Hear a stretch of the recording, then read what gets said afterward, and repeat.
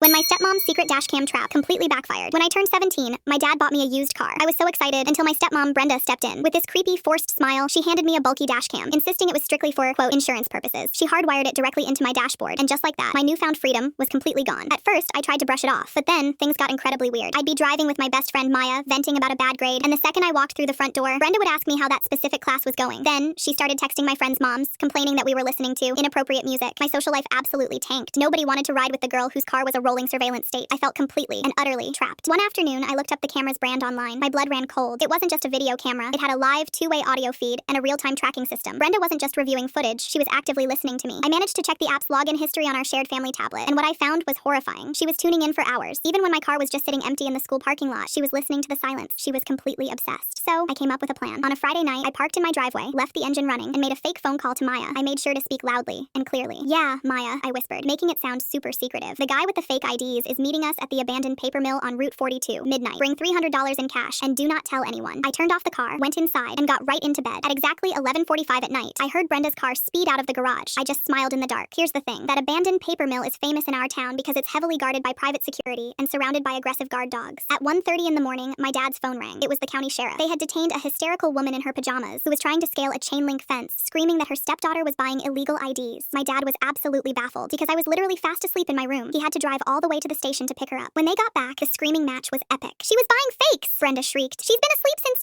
10!" My dad yelled back. I walked downstairs, rubbing my eyes, and held up the family tablet. I calmly showed my dad the login logs. I showed him how she'd been live streaming my life every single day for months. I told him about the fake phone call I staged, just to prove how unhinged she was. My dad turned completely pale. Without a single word, he walked out to my car, ripped the dashcam off the windshield, and smashed it on the concrete. Brenda isn't allowed anywhere near my car anymore, and she's currently looking for a new therapist.